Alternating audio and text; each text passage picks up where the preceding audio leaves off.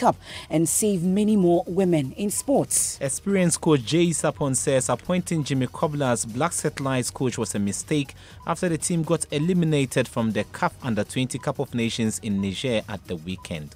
And as Ghana prepares to roll out the controversial $12.5 million medical drone project, we put the spotlight on Rwanda, where supply of medication in some areas has been reduced from 5 hours to 20 minutes. What was taking us 4 to 5 hours to get blood, that was round trip from here to Kigali. Now it's taking us 12 to 15 minutes since we make command to get. We have all that and more here on the Midday News with me, Emefa Apau.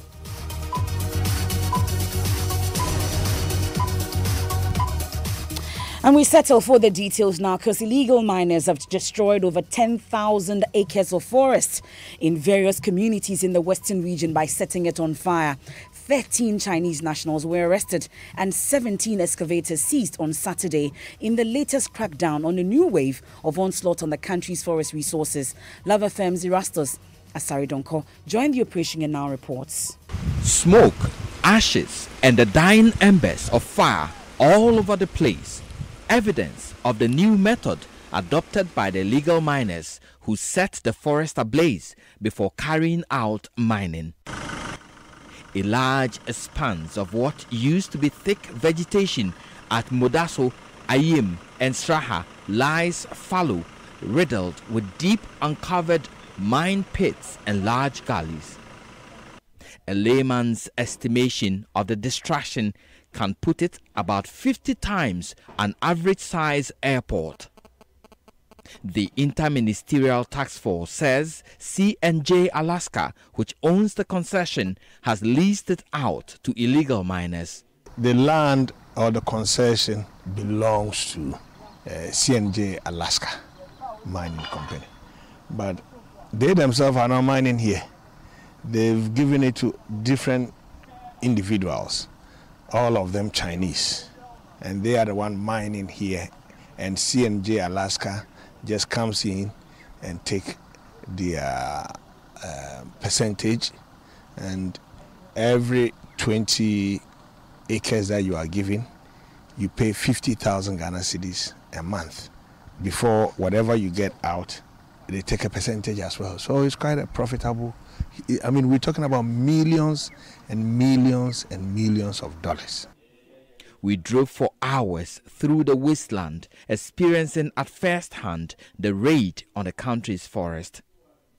This comes amid confrontation between the Forestry Commission and the Interministerial Task Force on illegal mining.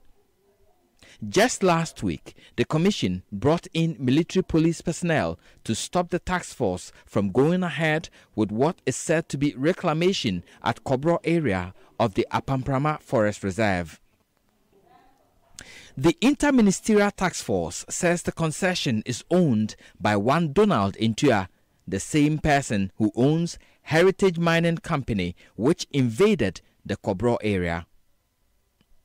Head of the task force, Eko Aisi, tells Love News the supposed concession owner has only a prospecting license, but evidence of mining leaves no doubt. C&J Alaska, what they have is to go and do prospecting. To go and do prospecting, I mean, is this prospecting? Look at it. Reporting for Joy News, Erastus Asaridonko, Kumasi. Erastus Asaridonko joins us on the line with more on this. So, Erastus, give us a bit more insight. Who are those behind the destruction of the forest? Are they Ghanaians? Exactly. We have the Donald Intua guy. He is a Ghanaian, and he has leased out these forest lands to Chinese nationals who are in there mining.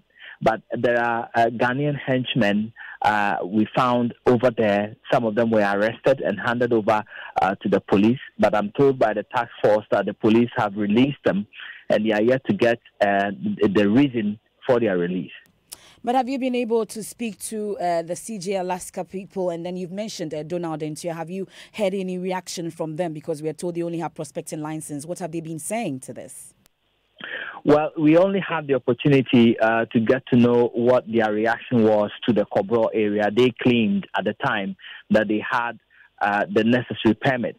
But when they produced them, copies of which I have, they indicated a prospecting license which has since expired. And so that is the only excuse we have gotten from them so far. But give us a picture of the extent of destruction to these forests that you visited. Well, so we are talking about thousands of tree species, some of them still in the mud, covered with laterite, and they have not been harvested. And you could see the spans running into thousands of acres, and the deep gullies in there, the mud. You can describe it as a war zone, if you can call it, somewhere where you've thrown some missiles and the results of it.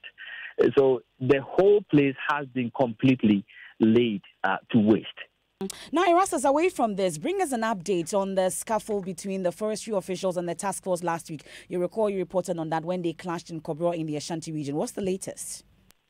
Well, exactly. So this is what the Interministerial Task Force has been fighting, that the Forestry Commission comes in to stop them from entering the Kobro forest to do reclamation.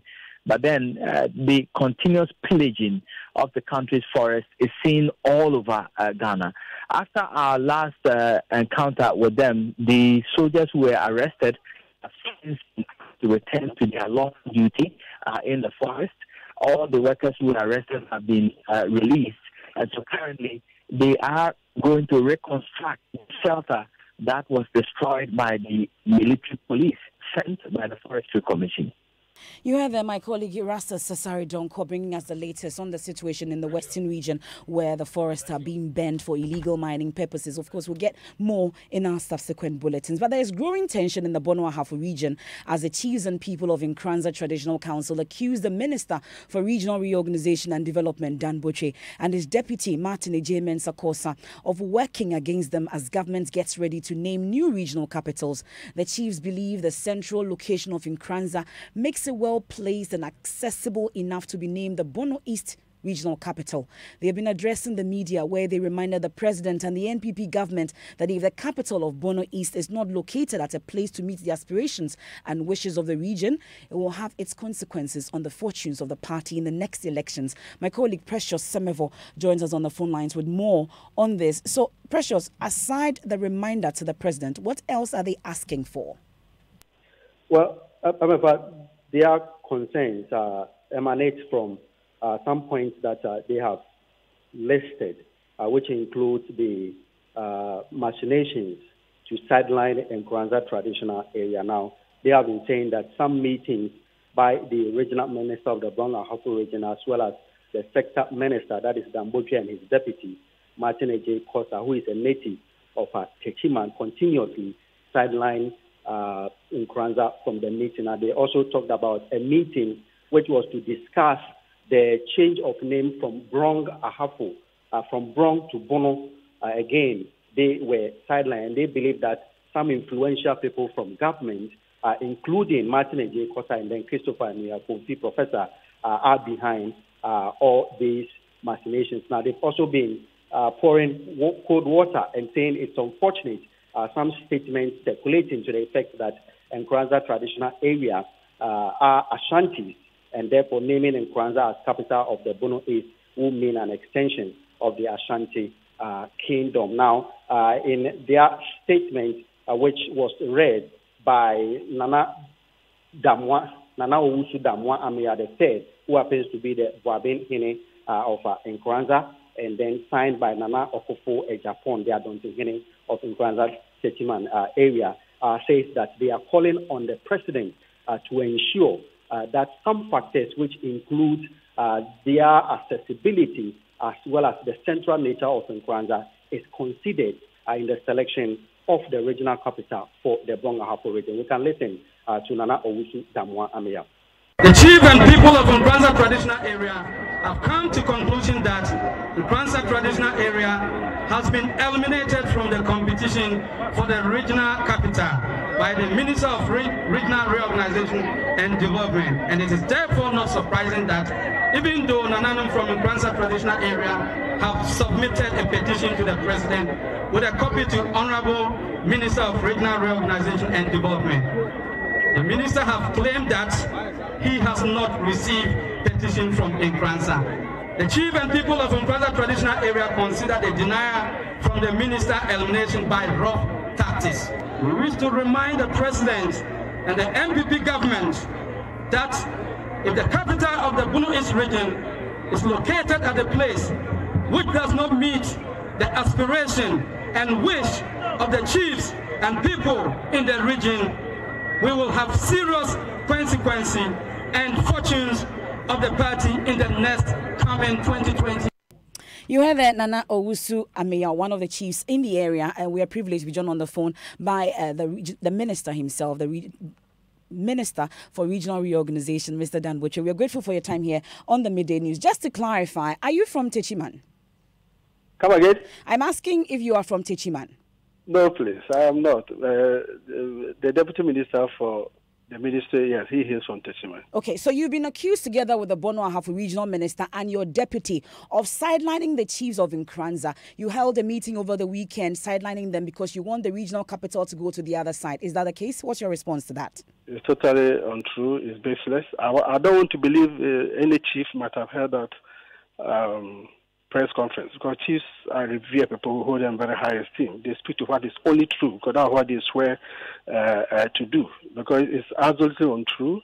I've had a glance at the press conference. The last time I represented Mr. President at the Apo Festival in Techiman, I've not been to Techiman. It's not true. I paid any private visit there. So it's totally untrue. How a chief or some opinion leaders can be such a claim when it's totally untrue, it beats my imagination. 2, it is not true that I've said I have not received any application. All those who have applied to have their towns chosen as regional capitals, the applications are received here and they are all filed. In any case, they are addressed to Mr. President. We only receive our copy and file them. So there's no way we have said that we have not received their copy, because all those letters are addressed to Mr. President.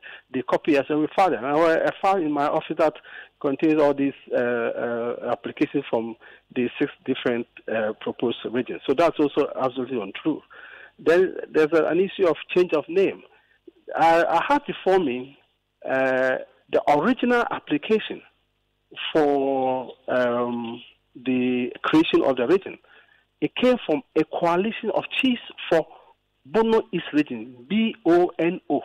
That is the letterhead they used. The original application they wrote to Mr. President, which was later on forwarded to the Council of State, was coalition of chiefs from Bono East. They chose the name BONO East Region. So how could there be any meeting to change the name? So this is coming from people who are just taking pieces and pieces which have no basis, and then piecing them together to stage manage something because of this obsession of regional capital. And they're thinking that maybe when they do such a thing, then maybe to get the attention of people, and therefore maybe the authorities may cave in and therefore get a capital. But it's unfortunate that if it is true that it's the chiefs, that it's unfortunate that such tactics will be used by people who hold the highest fee. But the main claim they are making briefly is that the chiefs believe the central location of Nkranza makes it well placed and accessible enough to be named the Bono East Regional Capital. Their claims valid? And in fact, all those who have applied, and they are not the only town that applied to be considered as the regional capital, they all have advanced reasons. And it doesn't apply to only Bono East, it applies to all the other proposed regions. They have all advanced reasons why they think that their town should be chosen as a regional capital. And they have signed reasons. Some are very nice booklets and all that. They have advanced arguments for that. But they all have been forwarded to Mr. President. And Mr. President has looked at it for over a month now. And I'm sure Mr. President will make a decision. It's for Mr. President to make that decision. So as whether their argument is the case as compared to other ones, is finally the petition has been received by Mr. President, and I'm sure he'll consider it among other things. We are grateful for your time. You heard the Minister for Regional Reorganization and Development, Dan Kweku Butcher. You're still listening to the Midday News here on Joy 99.7 FM.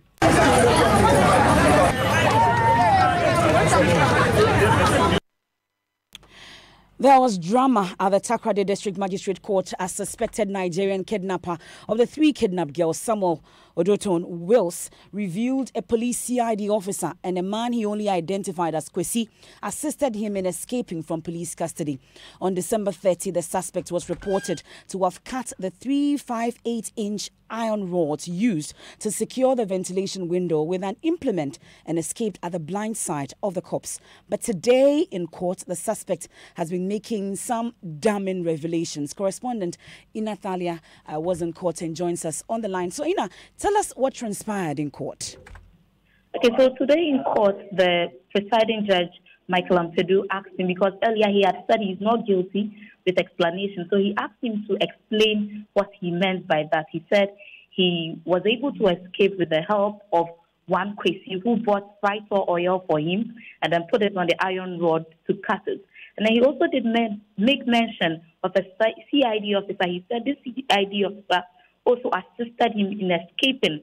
But when he was asked whether he knows the name of this CID officer, he said he cannot mention his name and he doesn't even know.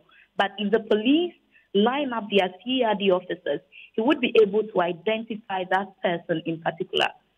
The presiding judge also asked him that if you tell us one Kwesi, you've not said anything, because there are numerous of people called Kwesi. He said they should give him time so that he can get in touch with this Kwesi.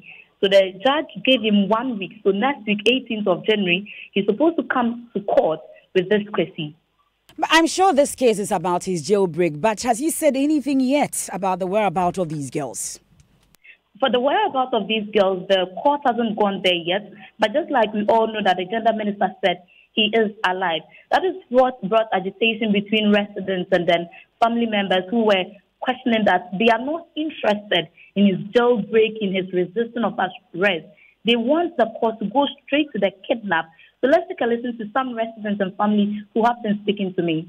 As I came to court this morning, I am so much disappointed in Ghana police. Because the kind of information that we've been giving to the police for the arrest of this guy. And today for us to come to the court and hear that the CID assisted the guy, then it means all the information that we've been giving to the police, it means a policeman can stand there and a foreign person can just come and kill a Ghanaian and go for free. Because for an investigator, you call yourself investigator and you assist such a person. No. You heard there some residents. But Ina, just before I let you off, what's the latest update in terms of the investigations? Have we heard from the police? And nothing has been heard. They said the case is now in Accra. The suspect is in Accra. So this morning he had to move from Accra to Takoradi. You have my colleague Ina Thalia Kwansa. The discussion is still on and the hashtag is still bring back our tardy girls. This is the midday news here on Joy 99.7 FM. Our top story, over 10,000 acres of forest in various communities in the western region set ablaze by illegal miners. We got details as the Interministerial Task Force on Illegal Mining arrests 13 Chinese nationals. Still to come. He beat the hell out of me. In fact, he punched my face and my head so many times, and he left me bleeding. We'll get to hear the chilling account of a victim of domestic violence who was chosen to speak up and save many more women. We'll be right back after the break.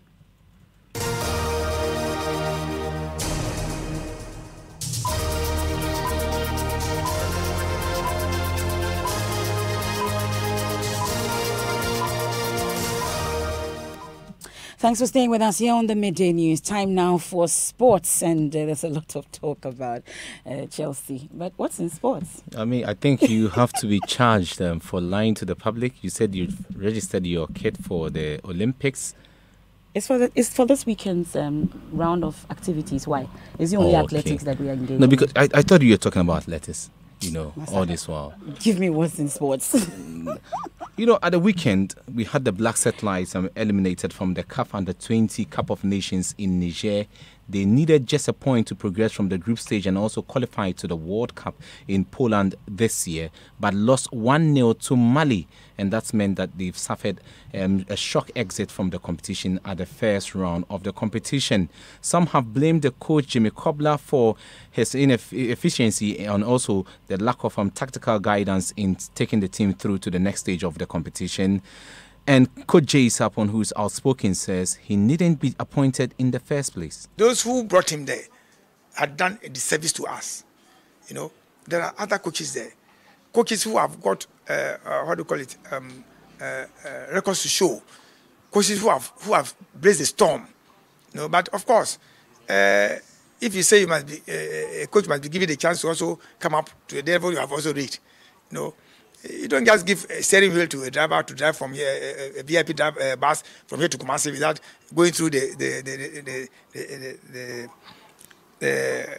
test of driving a bus. Because I even had qualms. I questioned why Nuru, who was with Pakwasi Fabin, joined the under 17, they went to Gabon, they went to India, they came back. And then when you are promoting the team to under 20, what tells you that Nuru can handle the team if the head coach has been asked? You heard Jay Sapon there. There's more talk on this one. And also, we look ahead to the Champions League matches coming up in midweek. And then we talk about Chelsea's capitulation yesterday against Man City. Thank you very much, Ridwan. Whatever happened to them, I'm sure they'll recover. But she did not see the signs of physical abuse in her marriage, but she endured 5 years of emotional and mental abuse from her husband. That's the story of Habiba, who was beaten by her husband before her 2 children and left to her fate. Habiba has been recounting her chilling ordeal to my colleague Martha Krensolakwa of our gender desk. Here's the story of a victim of domestic violence who was chosen to speak up and save many more women who may be going through similar ordeal. For the past 5 years and 3 months of our marriage, it's been emotional and mental abuse, one after the other. When I saw the pictures of how Habiba looked the night her husband allegedly physically assaulted her, I was taken aback. With blood gushing from under her eye. Then she showed me pictures of her swollen head after she had been cleaned up at the 37 military hospital where she sought medical attention. She still has very visible marks on her face from the bruises she suffered. My husband physically abused me. He beat the hell out of me. In fact, he punched my face and my head so many times and left me with bruises.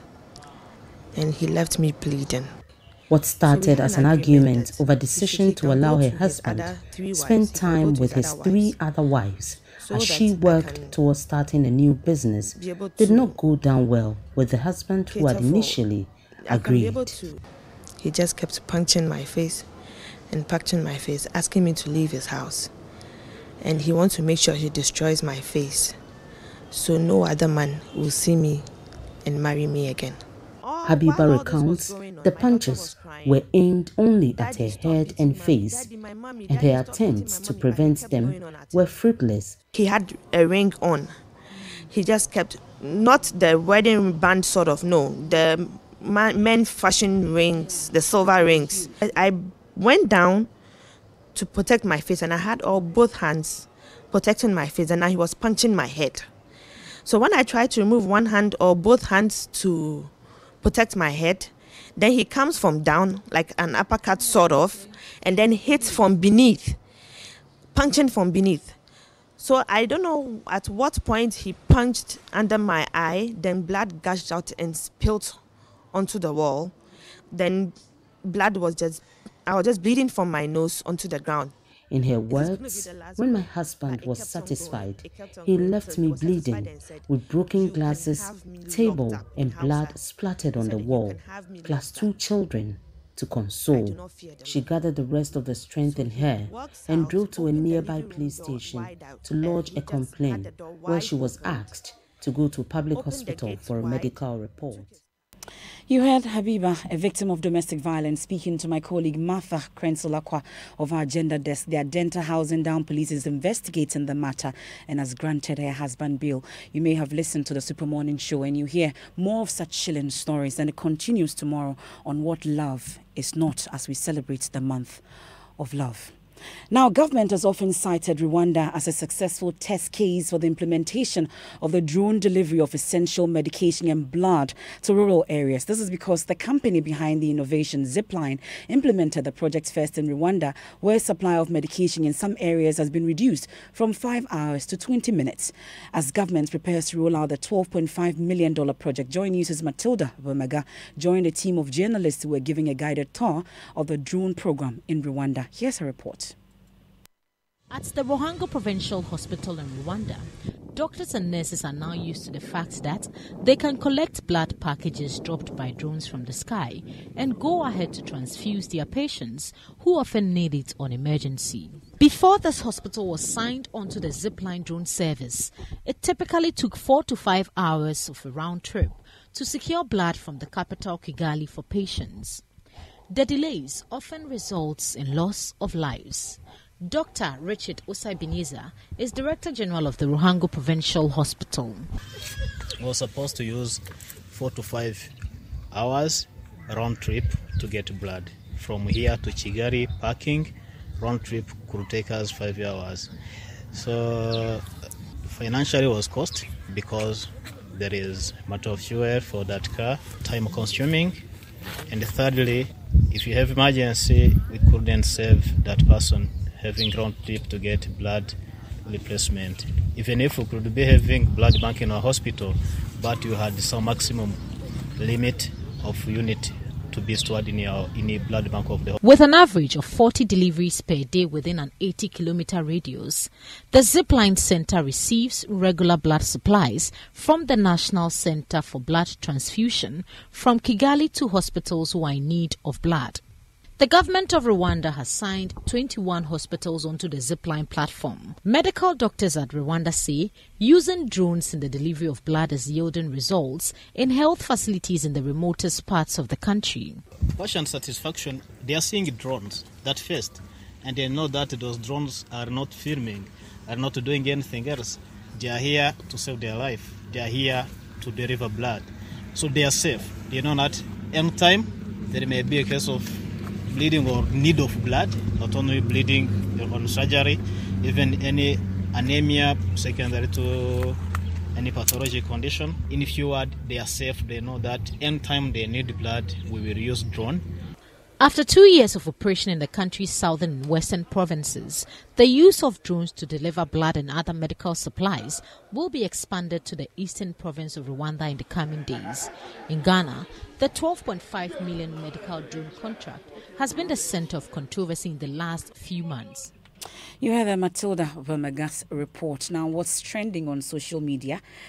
We have Selina Ampo in the studio. Yes. What are people talking about, Selina? Well, for over the weekend, we had Chelsea playing with Manchester City. We have Chelsea at the top of our trending list, Sarri on third on our trending list as well. Some of the tweets are, good morning to all Chelsea fans. Just want to remind you that you chopped 6 yesterday and it wasn't a dream. Thank you. This is for your information. Papa Wenger is still jobless. Look sharp. And we have Jones who says, good morning. I'm here to remind you, Chelsea, that it conceded 6 goals in a single game with all 11 players on the pitch and they couldn't score a single goal.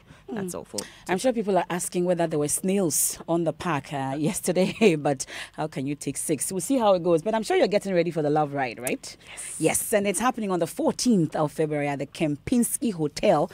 Just in case you still do not know, Kojo Antwi is performing all your favorite love songs that night. And guess what? It's not just for couples. Singles, you can get your ticket for 400 Ghana Cedi. Single VIP is 500 Ghana Cedis. And for couples, 800 Ghana Cedis. Please make a date at the Kempinski Hotel with Kojo Antwi. And that's it for the midday news here on Joy 99.7 FM. There's more news when you log on to myjoyonline.com. I am Emefa Apau. Thanks so much for your company.